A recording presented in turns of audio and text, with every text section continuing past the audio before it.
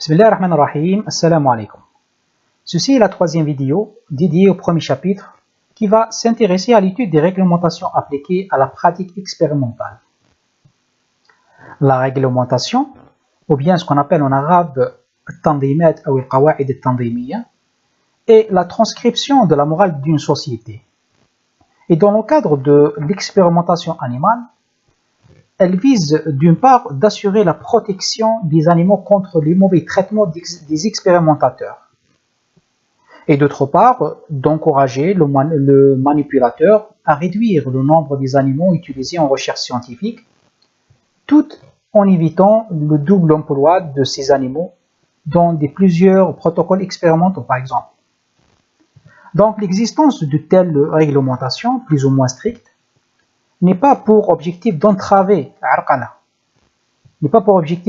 les travaux de recherche, mais surtout pour réduire la souffrance des animaux qui se manifestent soit par le stress ou soit par la douleur.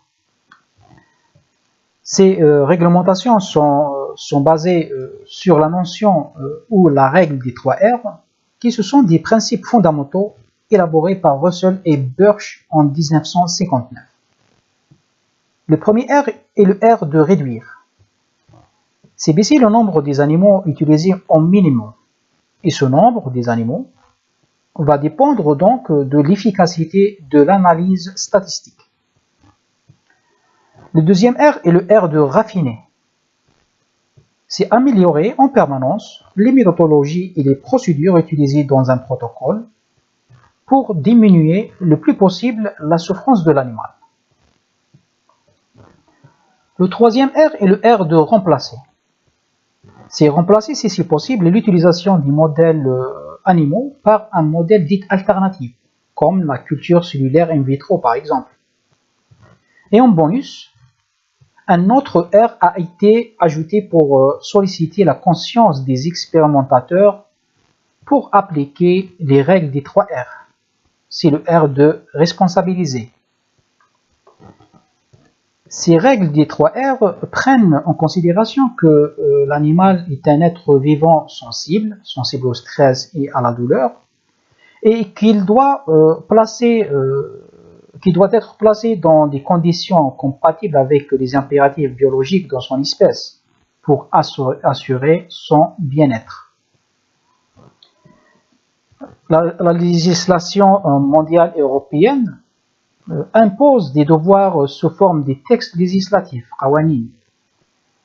Elle impose d'un côté sur les possesseurs des animaux de compagnie comme les chiens, les chats, les hamsters, les oiseaux, etc. Et aussi sur les expérimentateurs qui utilisent ces animaux pour des fins scientifiques. Et parmi ces textes, on trouve la directive européenne 2010-63/UE, élaborée en septembre 2010. Cette directive est relative à la protection des animaux de laboratoire. Elle impose, cette directive, les normes d'élevage des animaux et les normes des animaleries en fournissant des agréments. En même temps, elle autorise les personnes expérimentateurs après formation, ainsi que les projets de recherche après leur évaluation, s'ils respectent ou pas les règles des 3 R.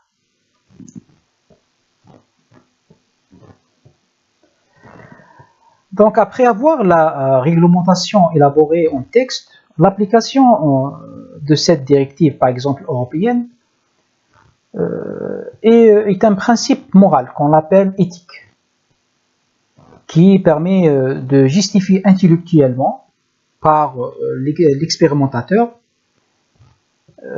ses actions sur les animaux, concernant surtout le modèle animal choisi, le nombre des animaux par groupe et surtout la technique expérimentale utilisée. Cette notion d'éthique est guidée par les notions de notre instinct, qui est sur le bien et le mal, autour surtout de la question des conditions de transport, par exemple, l'hébergement des animaux et en particulièrement la notion de la souffrance.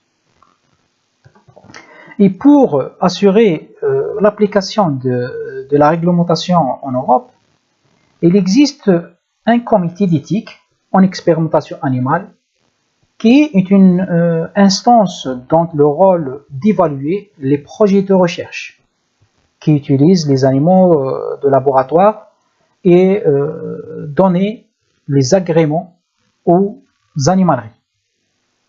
Ce comité d'éthique composé de 10 à 15 membres doit être indépendant et indépendant de toute ingérence des تدخلات خارجية et surtout garantir la confidentialité des dossiers, des projets de recherche des équipes de recherche, car le domaine de la recherche est très concurrentiel.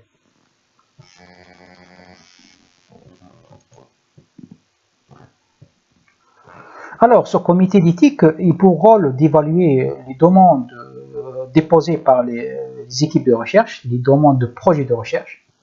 Donc, chaque équipe de recherche, elle va former une demande de projet et elle va le déposer à ce comité d'éthique qui va l'évaluer. Donc, cette comité, elle va vérifier les conditions suivantes dans ce projet. Que le projet est justifié du point de vue scientifique. Ce projet justifie également l'utilisation des animaux et que la procédure expérimentale respecte la sensibilité de l'animal et surtout de l'environnement. Et particulièrement que le personnel doit être formé et qualifié. Une fois que ces conditions seront vérifiées et évaluées favorablement, le comité d'éthique donne à cette équipe de recherche une autorisation et le feu vert pour commencer le projet de recherche sur les animaux. Donc, cette équipe de recherche, elle va, on a dit qu'elle va formuler une demande d'autorisation de projet. Donc, ce dossier est comprenant les points suivants. Donc, un résumé de projet de recherche, des informations sur l'agrément de l'élevage animal et l'animalerie, et surtout sur les compétences du personnel qui travaille dans l'animalerie. Est-ce qu'ils sont formés ou pas? Tout en précisant la description de la procédure expérimentale utilisée et surtout le niveau de sa sévérité sur l'animal. Toute personne travaillant dans l'animalerie et en contact avec les animaux doit être qualifiée et formée selon la fonction qu'il occupe. On distingue 4 types de fonctions. La première fonction, c'est la fonction de concepteur des procédures expérimentales ou bien réalisateur des procédures expérimentales. Ces personnes qui ont minimum un bac plus 5, niveau master, sont capables d'élaborer un protocole expérimental avec des compétences qu'on peut les trouver dans le tableau suivant. Sur le tableau, on voit les 4 types de personnel en horizontal et on voit les compétences ou bien les thèmes en vertical. Donc, c'est ce personnel, le type 1, réalisateur de procédures expérimentales, ils connaissent la règle des 3 R, des procédures expérimentales, la gestion du stress et de douleur. Ils ont des connaissances en physiologie et pathologie des animaux, méthodes de transport et d'euthanasie, etc. En revanche, ces personnes n'interviennent pas dans l'entretien des locaux et des équipements au niveau de l'animalerie. Ce qu'on voit sur le tableau en blanc. Le deuxième type de personnel, ce sont ceux qui appliquent les procédures expérimentales directement sur les animaux. En général, ces personnels ont les mêmes compétences que les réalisateurs des protocoles. Troisième type de personnel qui assure les soins des animaux. Il intervient dans la reproduction des animaux, les croisements de reproduction et le sevrage des petits, l'alimentation, vaccination, identification, etc. Ces personnels ne sont pas capables de donner un protocole expérimental ou bien l'appliquer sur les animaux. C'est interdit. Le quatrième type de personnel, c'est le personnel qui assure l'euthanasie ou la mise à mort des animaux.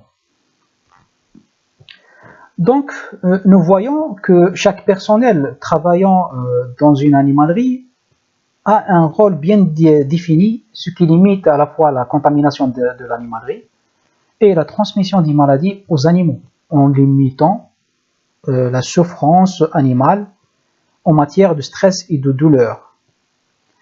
Et nous allons aborder dans le chapitre 2 les animaux de laboratoire. Donc je vous dis à la prochaine vidéo, Inch'Allah. Salam alaikum.